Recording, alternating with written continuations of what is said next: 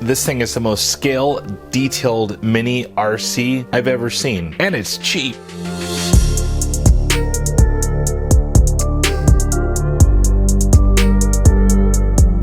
Rich here from the RCNetwork.com, and today we're going to be taking a look at the brand new WPL C24-1. This is one of their newest 1/16 scale four-wheel drive off-road scale trucks. Now, typically I don't review a lot of the lesser expensive RCs. I typically stick with hobby grade, but this one kind of appealed to me mostly because of the early 80s Toyota pickup body that's mounted on top of this C24-1 chassis. In this video, we'll be taking a look at exactly what comes inside of the box. We're going to take this thing for a spin out on some rocks, and finally give you my overall thoughts of this truck. But wait, there's more. We're going to be giving away one of these trucks here on YouTube down in the comments section, so stay tuned for that. I'll have some details down in the video description, but later in this video, I'll tell you exactly how you can win this thing here directly on YouTube. Now, one big mistake I made was the model number C24. I was under the impression it was a 1/24 scale for my mini shootout, but considering this is a 1/16 scale, it is slightly bigger than the 1/24 scales I've been reviewing. And I'm the first to admit that there are a lot of mistakes kind of on the box art here and also in the owner's manual, and I'm going to happily point those things out here in this video. Starting with 4-channel, they're claiming forward is one channel, reverse is a channel, left and right is a channel, and forward light is a channel. Other funny things, they do have high-powered omni-bearing control system, full function. It can go all 6 ways. 1/16 series. It does have shock absorbers with some kind of leaf spring right there, and it has deploy charger 7.4 volt battery. Now, this is a full RTR. You just have to supply 2 AA batteries for the included remote.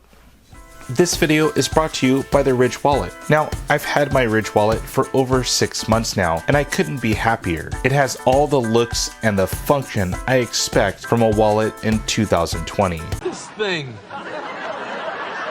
it's huge. It's so slim and streamlined, I now wear it in my front pocket, so no more lopsided sitting. Filing cabinet under half of your ass. Although each Ridge Wallet can hold up to 12 cards, I've downsized the amount of cards I carry down to 6, keeping the entire wallet down to 12 millimeters in width, even thinner than some of my knives. Balancing out my knives, I decided to add a new Ridge Wallet to my EDC lineup, the Stonewashed Titanium. The look and feel of the titanium is amazing with its weathered look. I opted for the money clip on this version, and I used the clip to hold it in my pocket. Win-win. There's a handy link in the video description along with a discount code to make the decision easy. You know, it is better without this big wallet.